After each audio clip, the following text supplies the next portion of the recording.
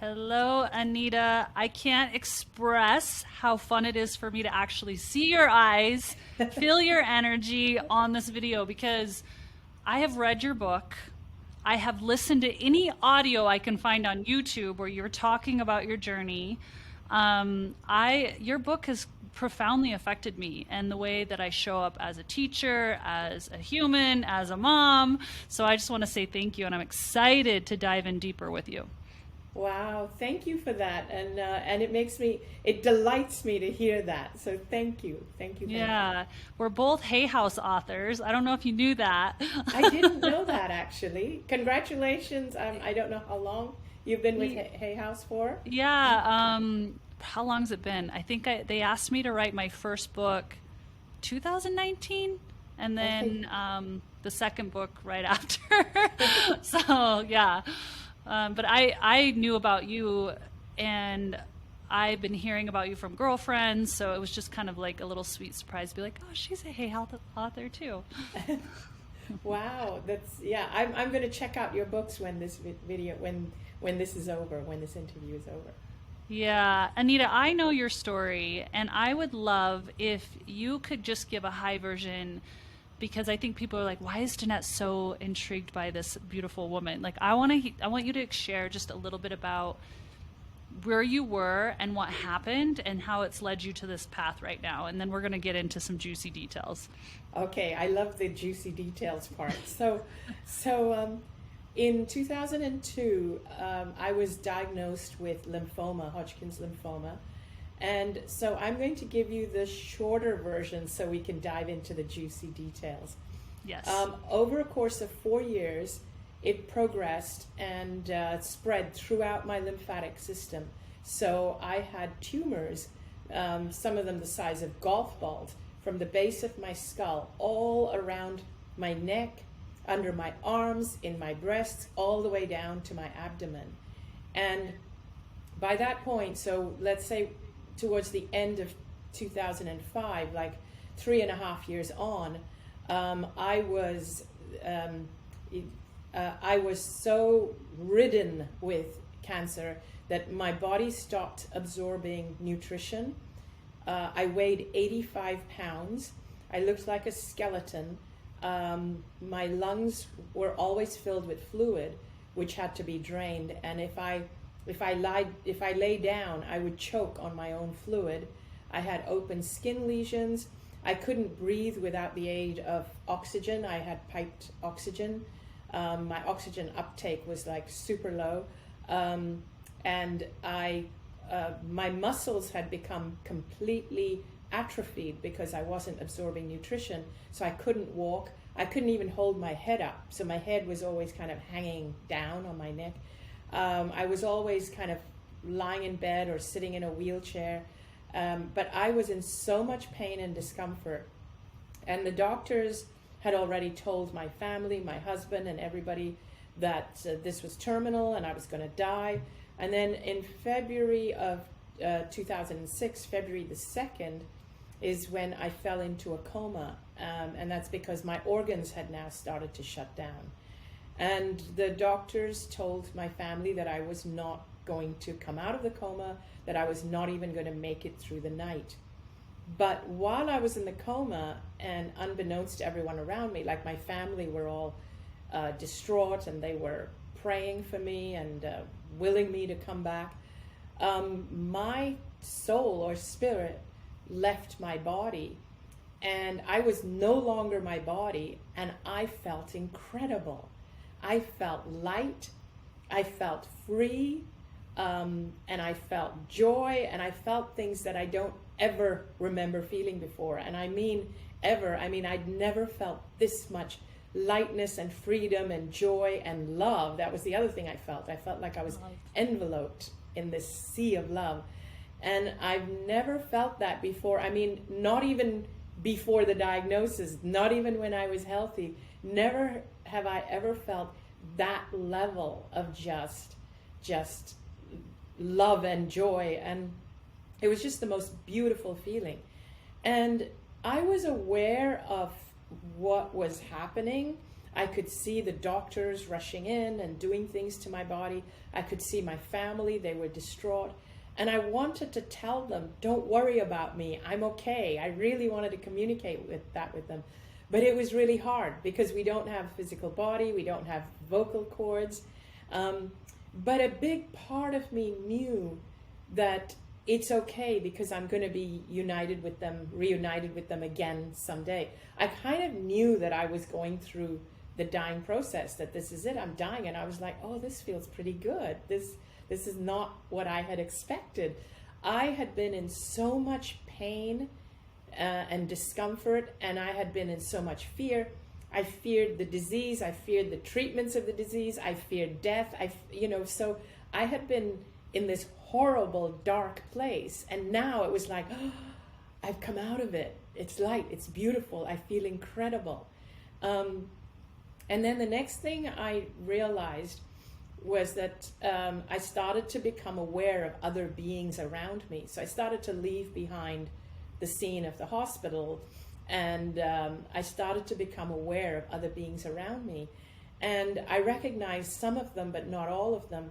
But they were all just like surrounding me with this sea of love, like just unconditional love. And I just felt this incredible amount of love.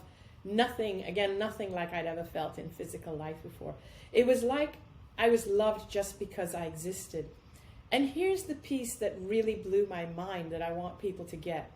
My whole life, I thought I had to worship, we can call it God or our angels or the people on the other side. I thought I had to acquiesce to them and comply to them and worship them or please them or pray to them. When I was there, what I felt was like everybody, everything, source, everything on the other side actually worship us for being here. It was like they welcomed me, and it was like almost like they're cheering you, like, well done for that journey. We've been cheering for you. We've been worshiping you and helping you. So they're like the ones showering us with love and energy. And we're over here struggling, saying, oh my God, have I not appeased God enough? They're doing that with us. They're like, you've done it. You're amazing. You were there. Yeah, you lived through this incarnation on earth. It's like, it was a big deal. For me, that was like, whoa, I worked so hard in trying to be spiritual and trying to serve source or angels or whatever. I didn't need to. They were trying to serve me. So wow, you just said something huge. They are trying to serve you, and you were loved just because you existed. Yes, just because I chose to incarnate and come here and onto this planet. And this is true for all of us. And we lose our way while we're here. That's why we do crazy stuff. But the thing is, when we chose to come here, it was a big deal. And they are there cheering us on. So that was like, wow, I never knew I was so loved. I never knew that I was supposed to love myself. And, and that's how I serve them, by loving myself and being joyful, because all they want me to do is uplift the planet with joy. Wow. Okay. So I do know this part of the story. You saw all this, you felt all this. You were like, whoa, I'm being celebrated. Everything is love. Can I ask you about the scene when I think you saw your father? Yes. And there was forgiveness. Can you take us to that scene? Sure. So one of the spirits that I recognized was my dad, my father. And during my life, I had a very turbulent relationship with my dad.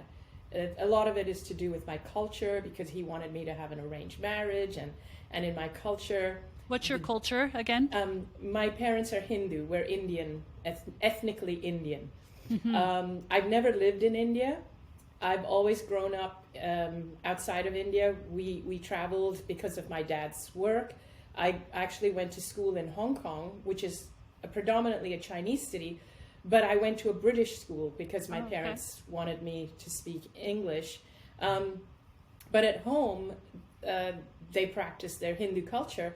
But they, even though I went to a British school, lived in a Chinese city, they wouldn't let go of the Indian culture. They still wanted me to marry an Indian man, preferably one, somebody chosen by them, arranged by them. So they felt they knew what was best for me. The other issue is when, and this was in the 80s, I grew up in the 70s, I had an arranged marriage in the 80s. In 87, I was supposed to be married to a man that they chose, but 3 days before the wedding, I ran away. And if you know anything about Indian weddings, I mean, they are week-long affairs. So everything Very is expensive, right? And everyone's coming, and everyone from all over the world had already arrived, and everything was booked, the dinners, the hall, the temple, the this, the that. And I ran away 3 days before the wedding, and that brought a lot of shame to my family, his family, of course, and because I realized I couldn't go through with this.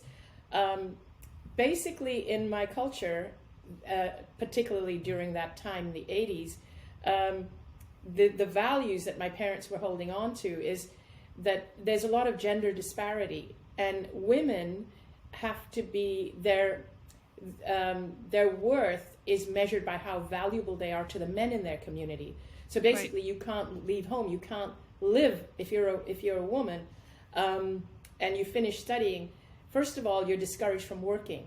You're discouraged from earning your own money. You're discouraged from higher education because it makes you too independent. The more independent you are, the less desirable you are for a man who is wanting an arranged marriage. So I was expected to be good at housework, and you're judged by your housework, your quality of housework, your cooking and cleaning. And here's the worst thing. So my value was measured by how good I was at housework. I was terrible at housework. I hated housework. Exactly. You're a little rebel. You're like, I'm running away. I don't want to do housework. And you're probably disappointing them on all fronts. I was a very disappointing. I disappointed a lot of people on all fronts. And the thing is, what happened is, even though I came across as a rebel, I was really also scared by what I had done, because I was told that no man will marry me now after what I'd done. And so I disappointed my dad, and I used to feel a lot of fear of disappointing people, fear of not living up to expectations, because I always felt that I didn't fit in. I wasn't like all my other Indian friends. They all had arranged marriages and they were okay with it. They were getting married, they were having kids, and I love kids. I wanted to have kids, but they had no other life other than being at home. Yeah, I wanted life. That was their life, being at home, which is great if that's what you want to do. It should be your choice, and that's what I rebelled against. It wasn't my choice. I wanted to earn my own money and use it to travel the world, and I had lots of dreams. I wasn't allowed to have those dreams, and even my future in-laws, when I was engaged, they had made it clear to me that they would not let me go back to school to finish my education. They would not let me work. I had to stay at home. So that's why I ran away. But anyway, so I had always felt that I had let my dad down, that I had disappointed my dad. And then he passed away before I got married to the man who is now my husband. So my dad had passed away. And when I met my dad, all he wanted me to do, all he wanted me to know was that he loved me unconditionally. And I was looking for forgiveness from my dad. But what I felt from him was that there was no need to forgive, because he didn't feel I'd done anything wrong from the perspective of that side. And what I realized is that when we cross over, not only do we leave behind our physical bodies, but we leave behind our gender, our culture, our religion. All of that gets left behind. And all our beliefs, all of that gets left behind. So what crosses over? What crosses over is our pure essence, our soul. And that is made of pure love. And that part of ourselves completely understands and empathizes with that part of other people. And that's who we're all comprised of. And you realize there's no need to even forgive because you just get them. You just know why they did what they did. And you only need to forgive someone because you judge them as having done something wrong. Wrong. Exactly. Yeah. But over here, it's like, yeah, you were just being you. Of course you did that. So, and also because we have no vocal cords and no bodies, we're not talking to each other on that side like we are here, stringing sentences together. It's literally like two pure essences just merging and just knowing. So he knew my pure love and I knew his pure love. And I always say, if we could all, every single person in the world could get in touch with that, we would have no problems. There would be no wars. There would be no political discontent and all this polarity. All of that would disappear. If we didn't use words and language and culture and beliefs and blah, blah, blah, but literally soul to soul connection. Oh my God, it would be an amazing world. That's why I share my story, because that's my intention, is just to spread that. So important, actually, because this story, obviously you're walking today. I know that everything got healed on your body because you chose love. And so through that frequency of love and through that knowing, you were able to heal and come here and be a voice to this very voice of what we're doing, but energetically, like if we can just remember, because I think there's so much pain, like anyone listening right now, we have these human experiences where we're bumping into these contractions with one another of like, my dad did this, or my mom did this, or my brother did this, or this happened, or you know, the government did this, or my religion, or whatever. And we're all just kind of going, right? And having these human experiences, but at the very core of everything, the finest essence is this love and this remembrance that we're all light, and there is no words of like forgiveness because there's nothing to forgive. And that's so powerful. That's so powerful because we hold on to these feelings when people pass on of, I'm not complete, or I feel sadness, or I feel shamed, or I wish I could just say sorry. I wish I could say sorry. They already know that. They already know you're sorry. They already know your essence and your soul, and so you're already forgiven. Exactly. You know? Exactly. Yeah. And then you understand from that perspective when you're on that side and you look back on your life, you even understand why you did what you did and how and why things happened the way they did. And so that's why from that perspective, I understood why my body got cancer. It was because I had never loved myself. I had never allowed myself to believe that I am loved. I had lived a life of fear, despite the fact that I ran away from the marriage. A spark of me was like, I can't do this.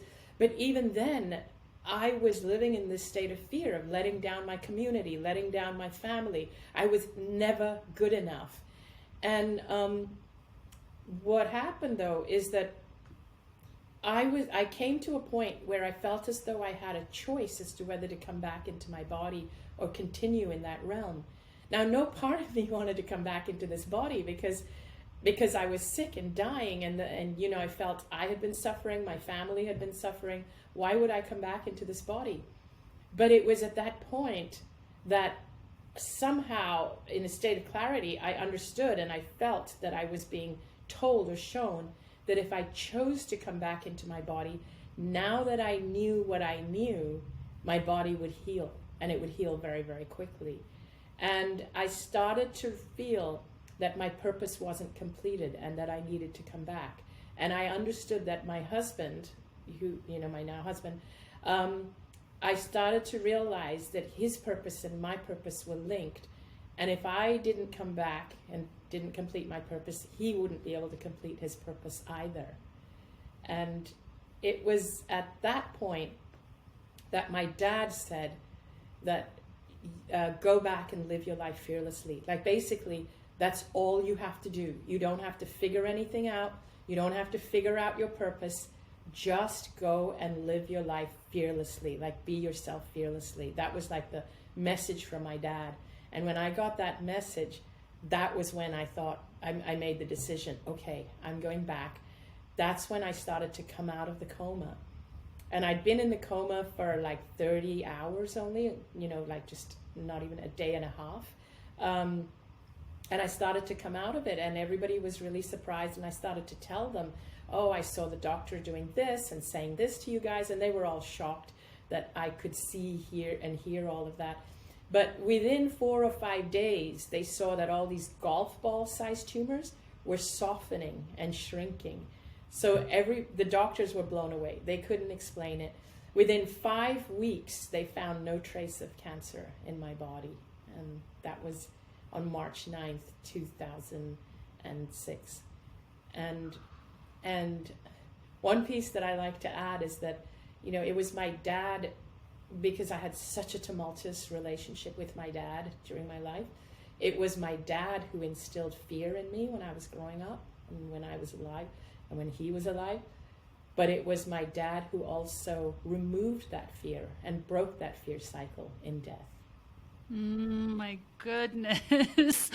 Okay, I want to go into juicy because I know there's a lot of, I obviously really can understand this because I've been doing a lot of deep work around this phenomenon.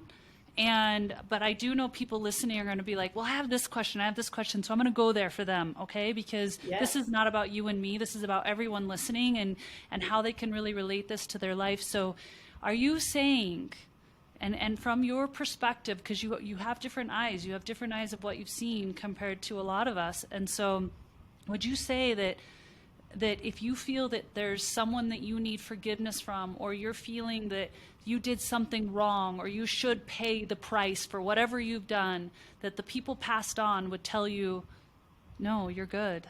You just choose to be in love and light from here on out, and you're fine. You can wipe all that away. Would you say that they say that? Yes, I would say that they say that. So here's the thing. I want to unpack it a little bit. What happens with us is when we do something that we perceive as being wrong, like we may hurt someone. Of course, if we've hurt someone, we do want to say to them, I'm sorry, I hurt you, and so on. But the biggest piece of this is that a lot of people just say sorry, or they say things which is just surface. It's like, oh, I need something from you, so I'm going to say this so that you're appeased. But what I'm saying is really go into your heart and feel what you made them feel. And when you feel that, when you're in their presence, they're going to feel it too. This soul-to-soul thing is real. They're going to feel it. Now, the second piece I want to say is when we've done something wrong, we end up feeling guilty, and we end up feeling I need forgiveness, and so on. Sometimes all these emotions get in the way of the pure love that can come out of us. We are better off putting those things aside and saying, I'm just going to tune into my soul, and I'm going to tune into the part of me that felt that felt it had to react that way because maybe something was triggered in you, and so there was a survival thing that came out in you, and you reacted in a way that you regret, and so you're like, oh, I need forgiveness for doing that. But get in touch with that part of you that caused you to react that way, and just forgive yourself for that. It's like, I'm human. Of course I reacted that way. It's because of something in my past, in my upbringing. All of us at some level or other have been traumatized at some point in our life, and this causes us to bump up against other people, and we hurt each other. But if each and every one of us can let go of the hurt quite quickly and get in touch with the love that's contained within all of us, we would be much better off in moving forward. Mm-hmm. Yeah. And the thing is, I speak a lot also about not being a doormat, because there is also a type of spirituality where people do believe that in order to love everybody unconditionally, I need to say yes to everything and let them walk all over me. That's not true either. Because here's the number one thing. You are an essence of God.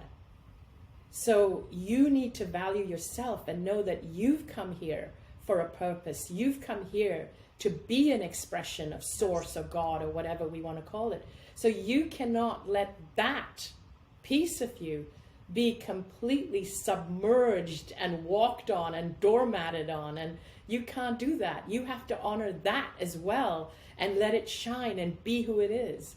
And sometimes that will ruffle feathers, and sometimes ruffling feathers is a good thing. I ruffle feathers in the devoutly religious communities. Yeah, I'm sure you do. Here's the deal. I feel like as humans, we all have these what I'm calling contractions, which are wounds, traumas, disturbances. And of course, when we have these contractions from past wound, we're going to bump up against something that's going to resonate with that, right? And so we have these opportunities to go, oh, that kind of bothers me, what Anita's saying or what Danette's saying or that person did, and go, why does that? Interesting. I'm going to be curious about this because maybe there's something in my past that's creating a little bit of a rub around a belief system that's maybe not even true, or around something, because we're all love. And I love this because when I've done a lot of research around these experiences where people go, and even on the very human level, people have done these kinds of, they have fragments of similarity even when they may do some type of journey, right, in this world.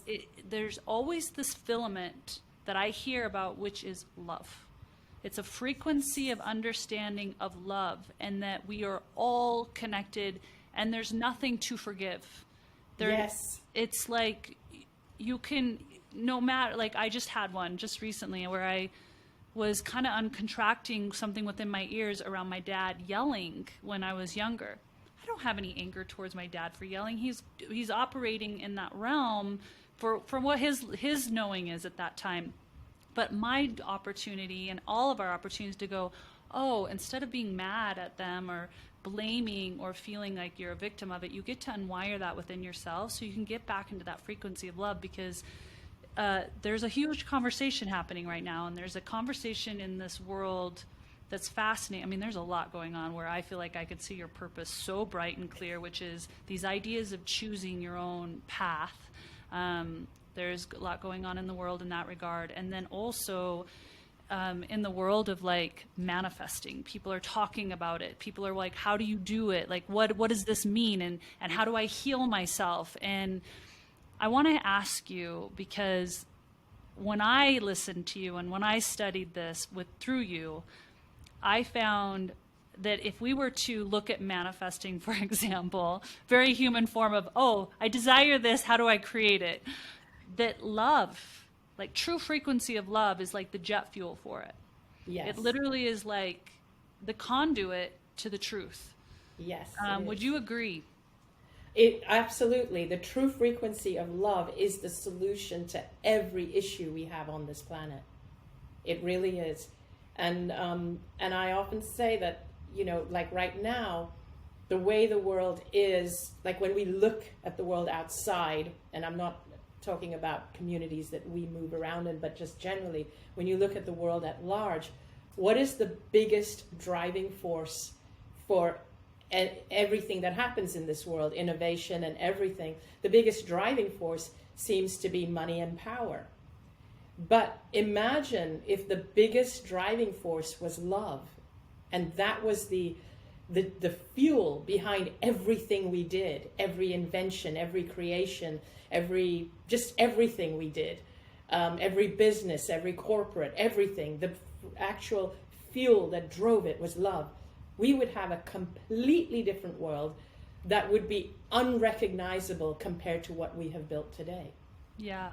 Do you feel that there's a polarity needed in the anger, in the frustration, in the sadness, in these opposites of love for us to get to love? Or do you feel like we can operate as humans without that?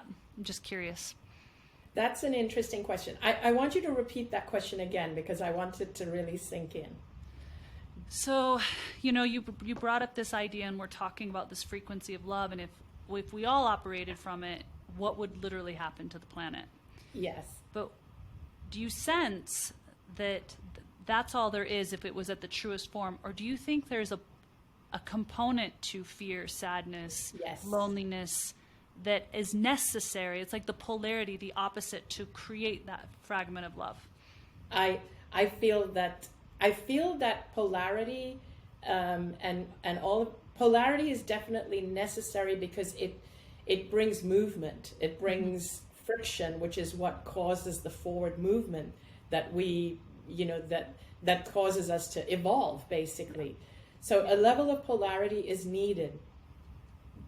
But interestingly, having said that yes, polarity is needed, and now I'm just speaking from my own perception, of what I'm seeing happening in the world around us, like what I'm seeing happening on social media, on the news, and just generally in the world around us. It's almost like we have that it's not just friction anymore, but it's like there's been a split. Yes. Which is very different from friction. It's different than this. When there's no charge and it's split, it's a different situation. Yes. And I literally feel like we have two worlds going on right now. That's how it is looking through my eyes. Ooh, can we go here? Can we go here? Yes. We want to see it through your eyes, through your lens for a minute, and full vulnerability. Describe these two worlds if you can. Okay, so there is one world, which is where people can see, like what I've been describing. And so there's us, there's the talk shows I speak on, like on yours, and my social media, and my followers, and all of us. It's like we live in this one world where we kind of like, let's learn to forgive each other. Let's go beyond forgiveness, and let's figure out ways to see the love in each other. And we do that, and we're building something, and we've got something going here. But at the same time, and this is the part that I want to articulate carefully, when we become too loud in our sharing and spreading of love, there's a whole other party or a whole other reality happening, where there are people who actually feel that their world is being threatened by us. So friction is when you have people saying, "Oh, I'm curious," and then they kind of dip their toes in our side. You might bicker back and forth, and you have like discussion and da da da. You have discussion, and you're like, "Convince me your way is better." I love that. I have a lot of healthy skeptics, and they're like, "Convince me of what you're saying," and whatever. They're open, but they're skeptical. Totally. That's friction.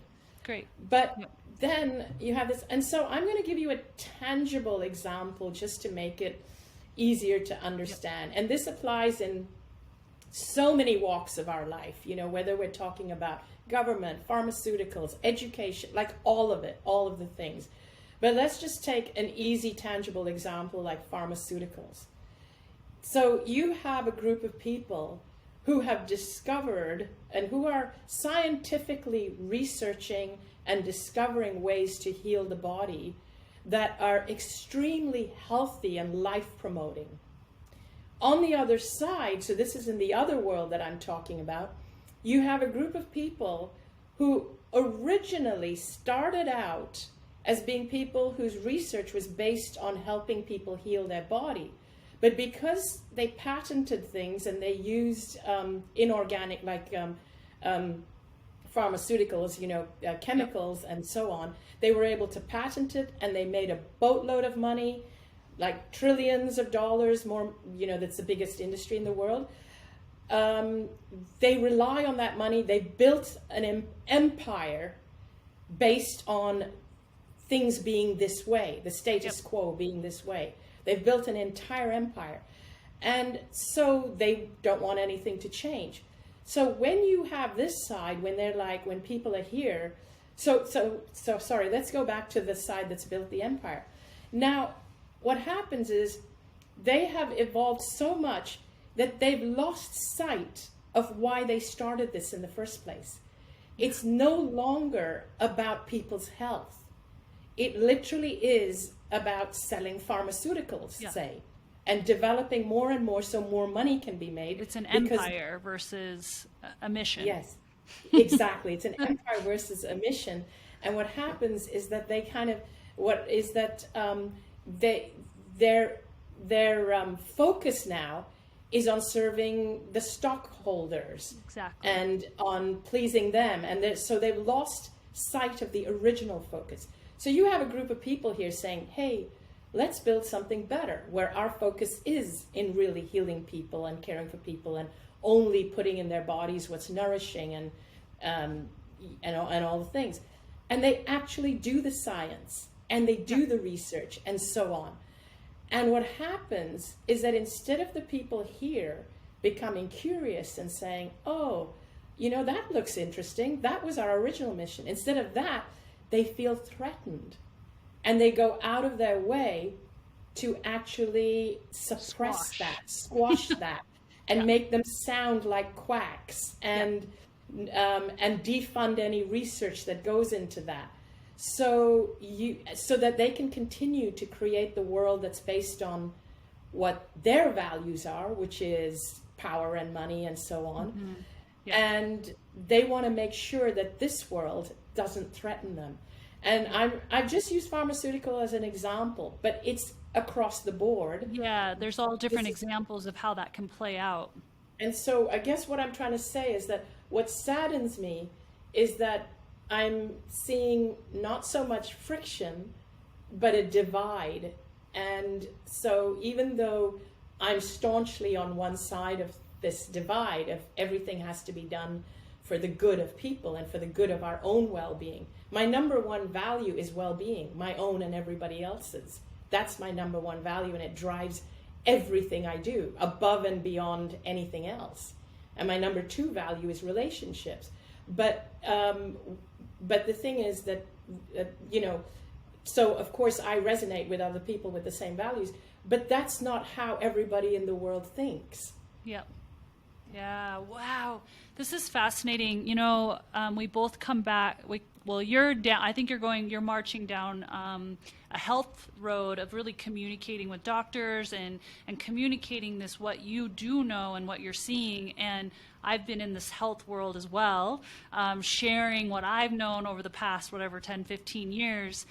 And I feel like this is a whole nother conversation and another podcast of like talking about health and talking about love when it comes to health and talking about like getting back into its true essence and letting go of these certain emotions for pure health. I do want to go there, but it's fascinating because I'm sensing what you are with the worlds, yes, but almost like it was already written in the stars that this would maybe come about so that we could get back to this and back into the simplicity of what actually health is and well-being, because it got so and I see it because I speak at these biohacking conferences and I'm like, wow, we have all these machines, but I'm like, did you know that tree and that dirt and that tide pool do all the same things as all these machines that you're creating? I love that. I love what you're doing. I love that. And even though our conversation now actually drifted into the health, my primary passion is actually in talking about the love and the other side. That's my primary passion.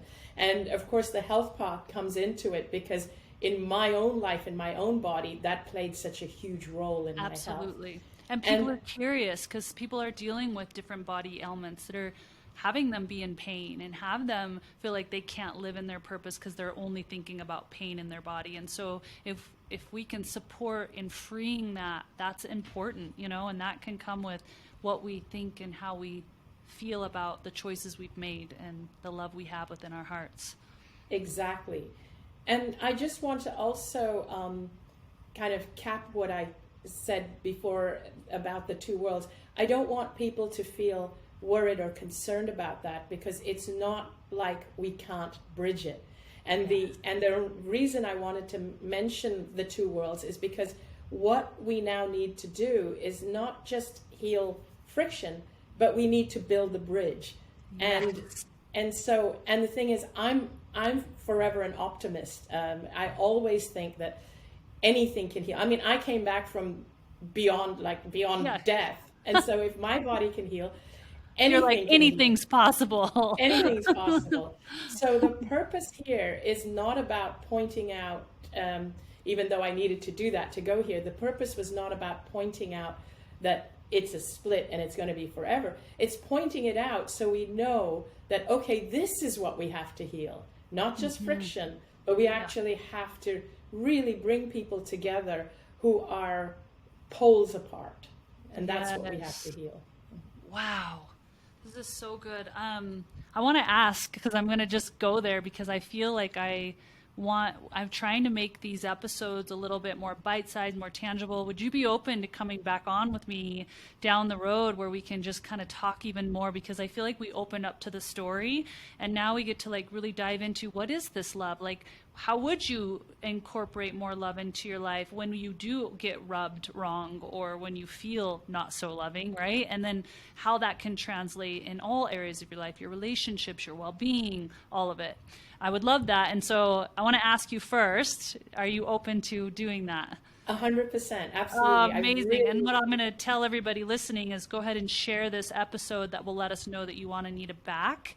Maybe even mention it on social, because this conversation, like, this is the bridge. Having these types of conversations and being open to these experiences that some humans that I feel are honestly walking angels have had, listening and really going, what is this message in here? And ultimately for me, I'm like, the message for me was love. 100%. Like, who can I forgive? And also forgiving myself. But I love what you talk about doormat, because it has nothing to do with that. The more you love yourself and the more you love others, the more firm you are. And Yes. the more direct and the more people know where you stand. And it all works together when we can get all into those details on the next one. But please, everyone, just share and leave a message on social so I know you want to have Anita back. And Anita, in closing, imagine that you had like maybe 2 sentences. And I know that's so. I asked a woman in Ethiopia who probably never talked to anyone. I was interviewing her, a powerful woman, and I asked her the same question. Her response was potent, so I have no doubt yours will be too. But I was like, if you were to really truly stand in front of, let's just call it thousands or millions of women, let's talk women that identify as women or human, we can say that. What would be that message that you feel right now in this time and space that you get to deliver to them? Wow, that's so what I would want all women to know is that as women, we have been conditioned to always give and to love other people, to always be benevolent and to see all other people as God, and to see God in the eyes of our children, in our partners, and we've been trained, we've been conditioned to see that in other people. I want to remind women to see God in their own eyes. When you look in the mirror, see the God that's inside you and allow that to express itself. See the God in your own eyes and allow that to express itself through you. Yes. Powerful, powerful message. Anita, thank you so much. This is actually a dream for me, because I've always wanted to talk to you and ask you some questions, and I just appreciate you for writing the book, being vulnerable, and continuing to share the message. It's time, and it's so beautiful, and it's been time forever, but thank you so much for saying yes now.